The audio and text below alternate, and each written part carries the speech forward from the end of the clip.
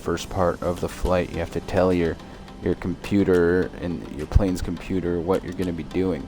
So we want to go to flight level 330 is our cruising altitude. We want to give him the 0 fuel weight. We have 22,000 pounds of fuel. That's a little too much. Remember, we set it to we set it to 14,000 earlier, so I think it just went back up, which is fine, you know. At least we have enough fuel. Fuel reserves, I mean, we have a lot, but we're just going to put 0 here. And cost index, I'll just give it 85 cost index here. And set all that up. Cool. For the cruising altitude wind, I don't really bother with that. Like, you'd have to go look at your, the flight, real life flight conditions to figure that out. So now our engine limit here, it's 11 degrees outside. Gonna set that. Looks like we have 91.3% is gonna be our takeoff engine. And we're just going to keep everything the same here. So that's what our engines are going to be pushing to, 91%. For departure, we'll set flaps 5 here for departure. Center of gravity, you just click it twice, and it tells you the trim that you want to use here, 3.75. So we go set that up right here in the trim section. So as you can see, it's already at 3. This is 0, this is 1, this is 2. This is 3 in the takeoff zone, so we want 3.75. So that's 3.5 right there, and that's about 3.75 of trim. Perfect. That's set up. And finally, our takeoff speeds, V1, VR, and V2. So VR is our rotation speed. We're looking at 133 knots. Rotation speed for takeoff. Whoa, look at that departure. We're doing a crazy turn. We'll brief that later here. So now let's go ahead and we'll actually brief our departure now. So once you initialize your plane, now your plane, everything is set up here in the computer. We're going to go ahead and make sure we know exactly what we're flying today, because we set up the flight but we didn't actually look at it. So a cool feature here, if you set up your departure airport correctly, you're going to have all the charts for your departure.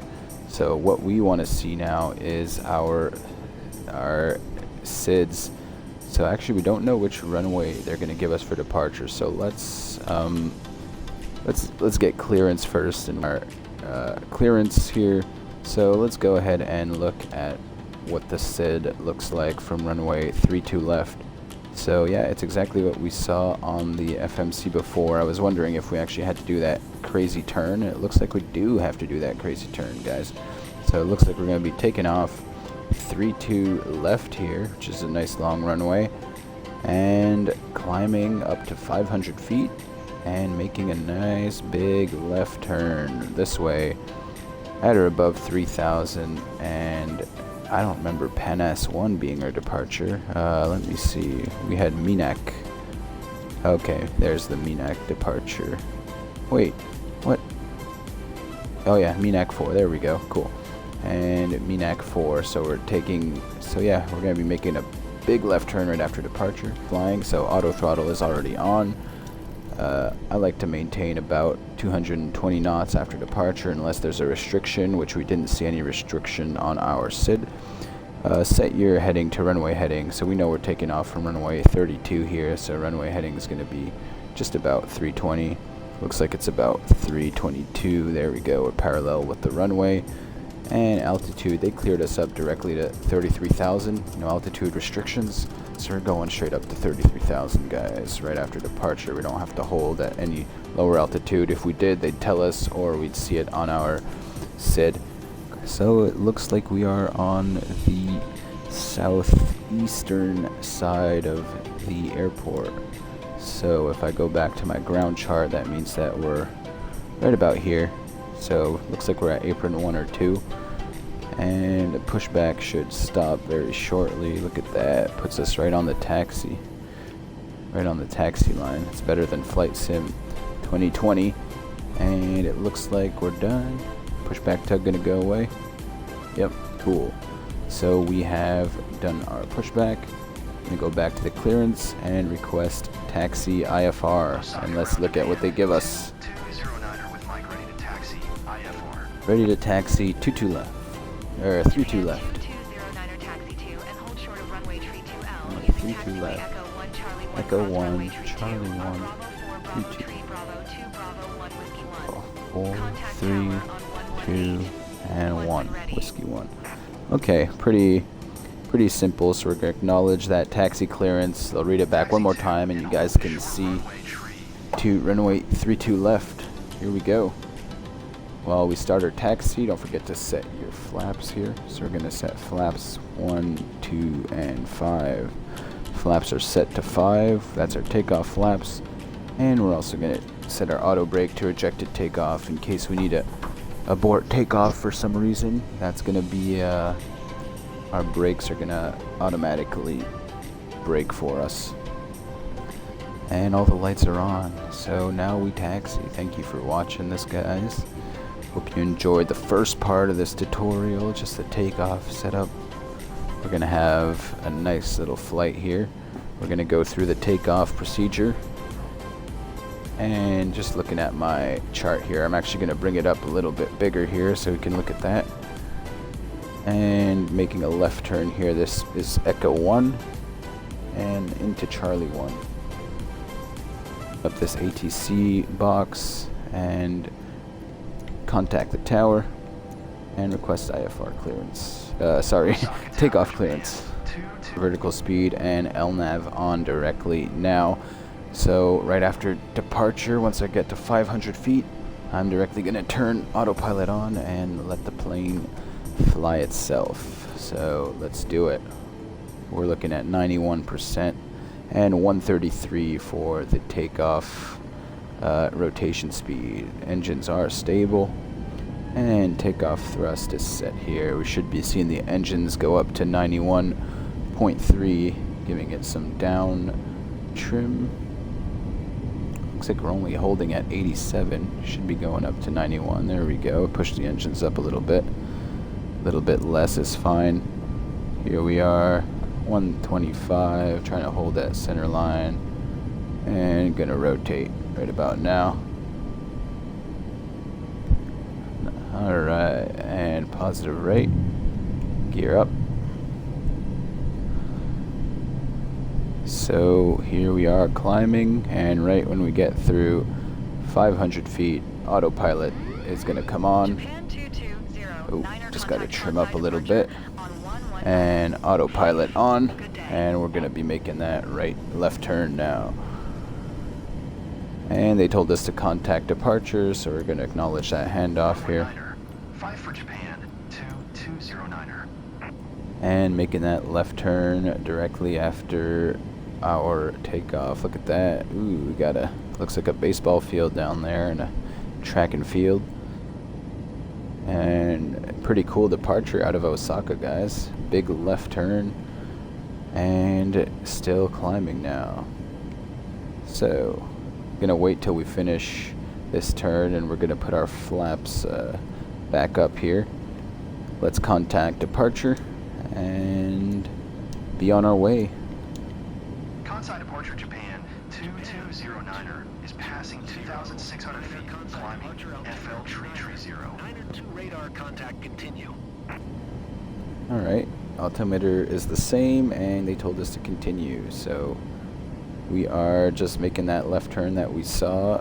We briefed that, so you guys, you know, are in the loop. We knew that we had to make that left turn after departure. We can actually open up the chart here just so we can, you know, keep a fresh visual of the departure. So we're currently right about here, making this turn. Doesn't always place you at the right spot here, but yeah, we are making this turn. And it looks like we want to be at or above 3,000 here at our turn, which we already are, which is perfect. Alright, flaps are going to go up. Flaps up, and let's push the engines up. We are below 10,000 feet, so we will have that that speed restriction. We don't want to go past 250 knots. There's our intersection. I'm actually going to go to my legs page, make sure that we don't have any discontinuities. It looks like we don't. Everything's good. Let's zoom out of the map and make sure we see our waypoint. So there's Romeo Oscar 77, Minak, and then I think we have Kilo Charlie Charlie transition a little bit further. Oh, what the heck? That's a big cloud. Looked like I was flying into some kind of mountain there. That would have been a fun flight for you guys. And going through the clouds, hit some turbulence. Oh. Speaking of turbulence, I should turn the yaw damper on. I don't think I did that. Where is the yaw damper? I know you're somewhere up here. Aha. Yaw damper on. Cool. And we're going to turn on our heats out here, because it starts getting cold real fast as you're climbing. Cool, so we made it through that little cloud layer. Speaking of clouds, you can turn your weather on here. You can see the big clouds. I got this dog here that flies with me. And there we go, guys. Nice little departure out of Osaka. Still climbing through 8,500. Japan, Our climb, 220 Niner contact Tokyo Center on 124. Niner 5. Alright, Good day. switching us over to Tokyo Center. Going to 124. Niner 5 Japan, 220 Niner. And let's contact Tokyo Center here. Tokyo Center, Japan, 220 Niner is passing 9,300 feet, climbing FL Tree 0. Japan 220 Niner, Tokyo Center altimeter 29er. Niner 2 radar contact. Continue to Romeo 077. Alright, so they just tell us to continue to Romeo 077. Tokyo Center on 133. 5. Good day. Alright, and now we have another Tokyo Center to call. 133. 5 for Japan, 220 Niner.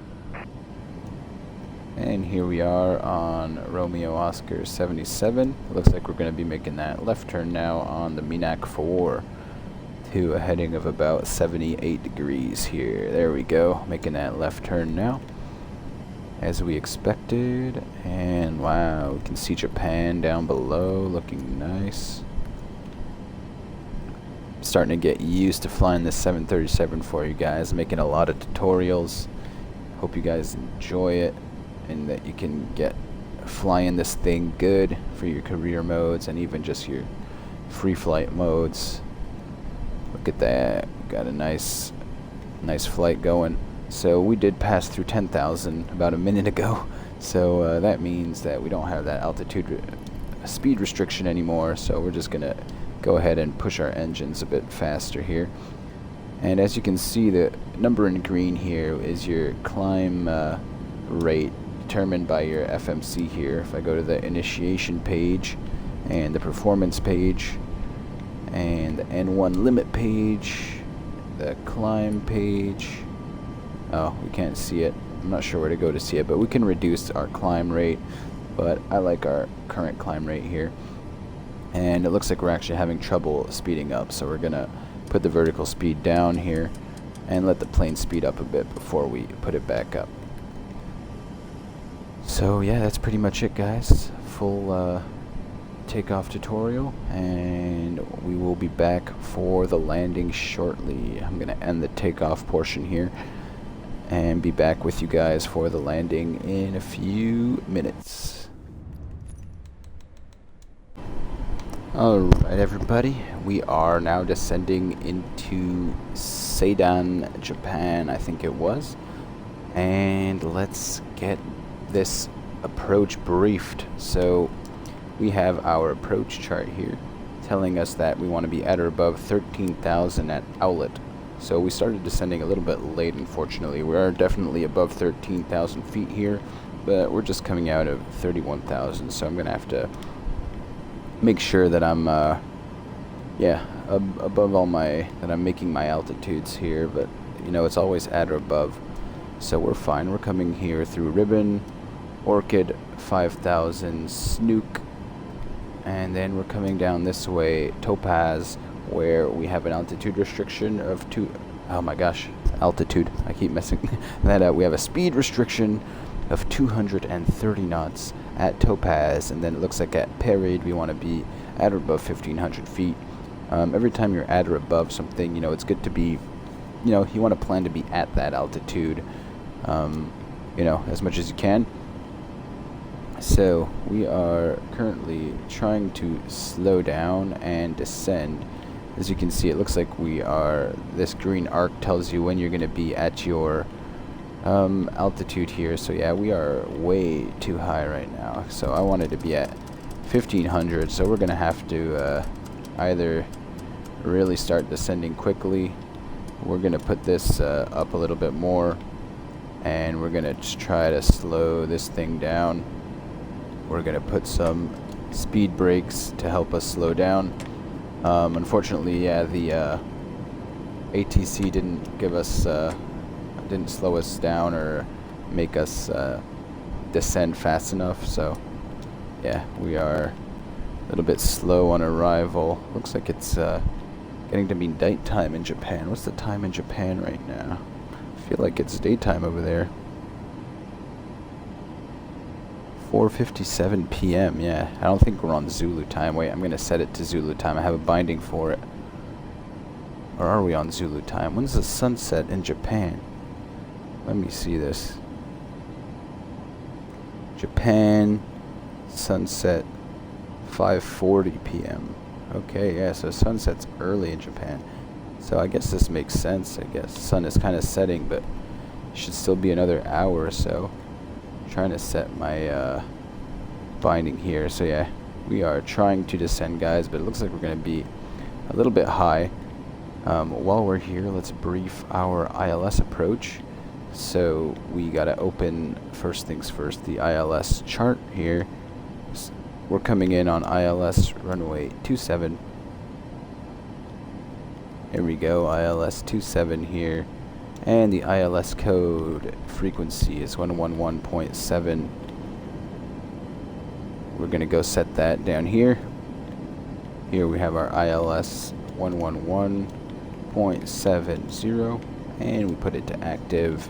And now we should be getting that ISD frequency once we start getting closer to the airport. So yeah, Parade, we want to be at or above 1,500. Yucca, we also want to be at or above 1,500 feet. And it looks like right at Yucca we should intercept our glide slope down into the runway. It looks like we have a Cat 1 ILS here, so our minimums are 220. So let's go ahead and set those baro minimums here to, ooh, that's not the minimums. This is our baro minimums to 220 feet, and we passed it. 220, 200, and go. Gosh, this is the most frustrating knob on the entire plane because it just jumps. All right, 222. That's close enough. All right, the weather is kind of bothering me here. We have a lot of weather, so I'm going to take it off so I can really see my flight plan a little bit better. So yeah, as we can see, guys, we are way too high, so ATC really did a bad job with us. We're gonna extend our downwind quite a bit here. Let's set heading select here and extend our downwind for our arrival. ILS, we're not even getting the ILS frequency. We're too high for it. So just descending now, and let's try to slow down even more. Really get our engines slowing down, and flaps are going to go to 5 here. And you wouldn't do this if you were a real plane, but we're going to put our vertical speed way down, help us descend quickly. Going to set our auto brakes to 2 for landing. And yeah, so the ILS frequency has captured. Now I can see my glide slope and my localizer. Yeah, unfortunately, this is why sometimes it's just better to fly without ATC on this game. It just, you know, it descended me way too late, and now we have this problem where we're way too high. You know, we want to be at 1,500 feet here at Parade, but we're at 18,000 feet. You know, we're way too high. Let's go ahead and look at the METAR here at our arrival airport. I'm going to look at it online just so I can have an idea of the winds. And cool, so we're at 10.14. I'm going to set that here. 10.14 is set. So that's our altimeter set, and we have our barometric minimums set for arrival. Now we just have to wait for the ILS landing. Sorry about this, guys. We're way too high, unfortunately, and we are trying to slow this thing down. Looks like we are, quite slow already, so I'm going to start putting our speed brakes back to the armed position here without gaining too much speed, hopefully. Yeah, we're looking good. We're maintaining about 210 knots here. We are descending very quickly at 3,000 feet per minute. And we're going to probably be crossing through 10,000 feet shortly, so landing lights are going to come on. Ooh, we saw the landing lights turn on against the clouds in front of us. Let's turn the weather back on just so we have an idea. Ooh, yeah, we got some weather there in front of us. And we are just extending downwind. I'll probably skip through this part here for the video on YouTube, because unfortunately, yeah, it's quite annoying. It's not even your fault. I should have started descending earlier, but ATC wasn't letting me, and then I just decided to forget about ATC and just fly manually without it. Alright, so there's our altitude. I'm going to put it down to 1500 here. And it looks like we're going to get there in about, that's 15 nautical miles. And legs, how far are we from our waypoint here? 19.7, so yeah, we need to extend a little bit more. You can do quick calculations here. How far are we from our waypoint? 4.6 at Yucca, so we need to be 15, about 20. Yeah, I think now is a good time to start making a left turn into our arrival here. So let's make this left turn. And while we do that, we're going to turn localizer hold on. As you can see, we do have the localizer, but we don't have the glide slope anymore. Through playing and seeing how the game works, usually you can get the localizer before you get the glide slope. You can get it further out. So that's exactly what happened now. We only have the localizer, so we're making a left turn into base here. And it's getting dark out here in Japan. Can't see much. Looks like we're in the clouds. Can barely see my wingtip back there. And keeping an eye on the instruments now. Cool. So I think we can start slowly bringing our vertical speed back up here. And trying to hold about 210 knots. When can I set my flaps to 10? At 210 knots. So we're going to hold this altitude. And localizer hold is on. So when we intercept our line there, we are going to be on the localizer hold. I'm actually going to turn even more towards the runway here. Oh, I'm starting to hear, is that rain? It is rain. We're going to have a nice rainy landing here in Sendai, Japan. Leave a like and subscribe, guys, for this nice little ILS approach here. Coming in good, so we can even put this down even more. Vertical speed, we descended nice and quick, so now we've got a decent altitude now. Again, we want to be at 15,000 feet or above at Pereed. We're at 5,000, so we're looking good. And we're just going to see our localizer and glide slope. There we go. So the glide slope is now also sensed. We got the glide slope and the localizer. Our airplane has captured, not captured both, but if it's feeling the signals. So we can now turn approach hold on, which will tentatively turn on glide slope and localizer, which will become green once we intercept here. I do hear the wind starting, so we should turn our wipers on. Gonna turn both our wipers down to low, just so we have those on in case the wind gets a bit more. It looks like the weather is decent on our approach path here, but it does look like we might cross some weather here. We have intercepted the localizer, making a left turn on runway heading now. And that's perfect. What's our approach course here? Always good to know. Where's the approach course? Oh, it's 270 right there, 270. So we're going to set that right here. 270 is set on the approach course. And going to set our ILS to approach mode. And looks like we're perfectly on course and descending to 1,500 feet now, looking below because we're quite low. Looks like the rain stopped and we don't have any rain there on our arrival, so I'm just going to go ahead and turn the wipers off. And we've got the 2,500 feet call out, so I'm going to go ahead and slow down and put the gear down here. Slow to about 190 here. Put the gear down, and the flaps to 10. Gear is now down. Let's record this landing for you guys. And we are recording the landing. Gear is down.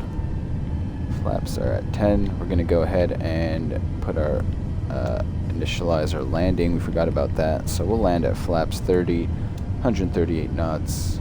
We do have our ILS frequency here, which tells me the course is 272, which is weird because it said 270 on the charts. There you have a little inconsistency. But 270 looks good to me. And we are now at 1,500 feet and monitoring the glide slope here. I can set flaps 15. And I'm starting to hear rain a bit. That's probably that little bit of weather that we have right here. But it looks like we're going to come through it, and we're going to have a nice weather on our final here. So yeah, it looks like we have a little bit of rain, but nothing to worry about here. DME 8.2 here. If we look at our chart, we should intercept the glide slope at DME 4.6. So at 4.6 miles out, we should be intercepting the glide slope. Let's see if that's what we get here. We are 2 miles out of glide slope intercept.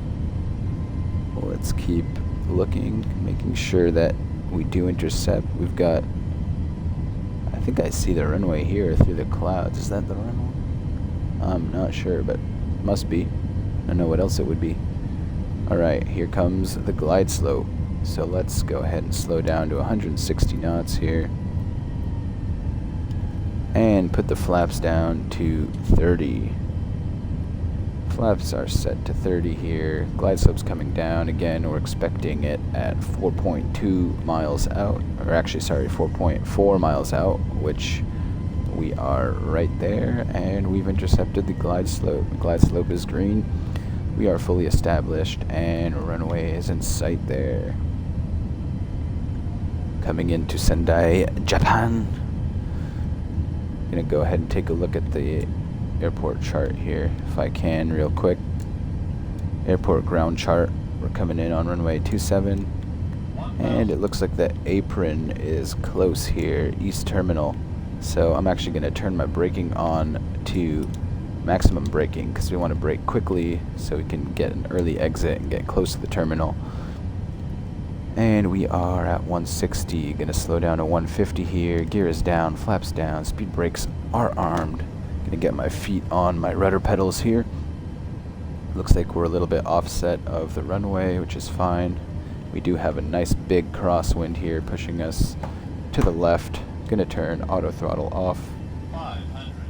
I am now controlling the speed and the plane, so let's try to get lined up a little bit better here.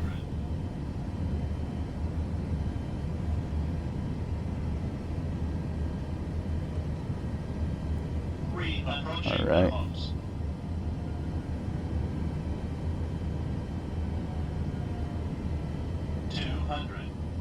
Minimums. Minimums, continued, runways in sight. 100. 50, 40, 30, 20, 10. Oh gosh. Oof. Pulled it up a little too much there. And touchdown. And reverse thrusting. Turning back on runway. Center line here. And we are braking nice and fast. A little bit of a rough landing there, guys. Not my best. I flared a little quickly. But we made it nonetheless. Here we are in Sendai, Japan. Thanks for watching, guys. This full flight ILS landing, whichever video you watched. Thanks for watching. Leave a like and subscribe, and welcome to Japan here.